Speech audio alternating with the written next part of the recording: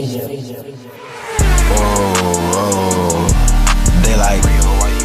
like. Also, with that being said, and that kind of brings me to the next question as well is, how much do you think Collin Sexton should get paid? You get what I'm saying? Because he's approaching his extension year.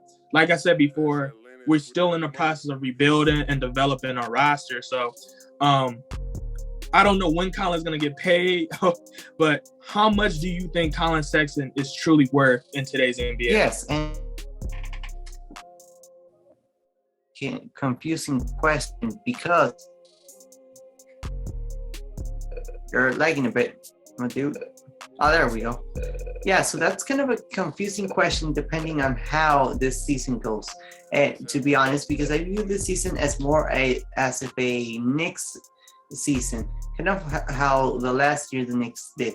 And depending on how Collin Sexton performs this team, is how I would think his contract will be, because we cannot pay him a max contract because he hasn't done yet anything for the Cavs. You get what I'm saying? Most of these young stars have done something for the Cavs. Devin Booker took them to the finals. Obviously, Devin Booker had help from a Chris Paul, but you got to do something to earn that max contract. You got to take us to the playoffs or to the play-in in order for you to earn it.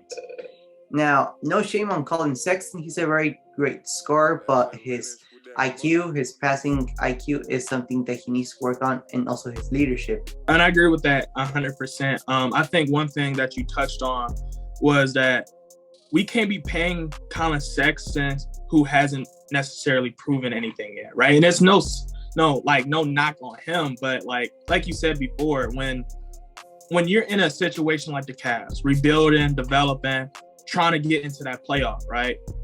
You can't afford to give Collin Sexton 150 plus when he hasn't at least shown you to be a play-in team, right? Or a play-in caliber player, you know what I'm saying?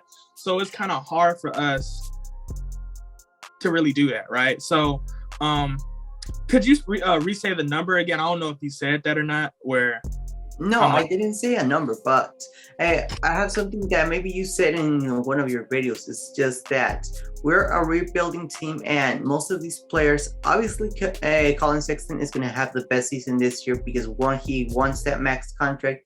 But let's say we were the Cavs, we did pay him that 150 mil. Mm-hmm. We don't know if he's going to perform as he did, because sometimes we pay the players, but then they just don't perform at the level we expect them to perform. Same thing with the Kevin Love situation. Now we're literally bankrupt because of him, and we have to get him out. But I mean, if we were to pay Collin Sexton, I think we could pay him, I'm not sure, around 80 mil. Seems realistic enough for him, or probably lower, depending on how he does this season, like I said before. Now, I will say, 80 million, I think if you can get him on 80 million, that would be a huge finesse. But I think realistically, because Jared Allen got 100 million, right? We just seen Michael Porter Jr. get $207 million, right? And I like MPJ, but he really hasn't done anything yet. He's kind of like the Collin Sexton version of him. Because if you look at Michael Porter Jr., he was drafted in the same class as Collin Sexton, but apart from being good scorers, they really don't provide anything to the team. They don't provide their winning percentage isn't that good. They're not impactful in the game. That's what I'm saying. I can see that. I can truly see that.